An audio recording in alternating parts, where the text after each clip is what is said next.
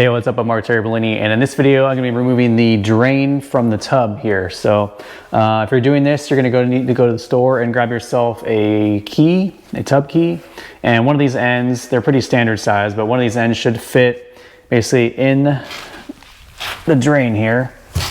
And then you're also going to need a screwdriver.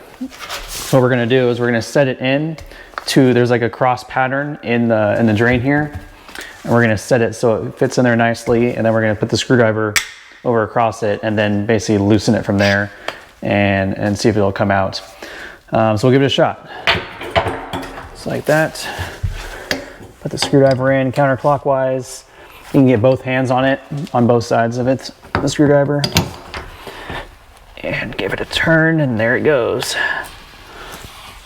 And keep going.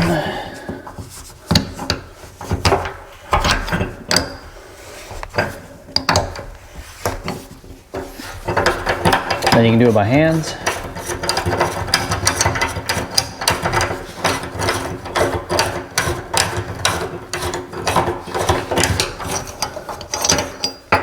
And that's all there is to it.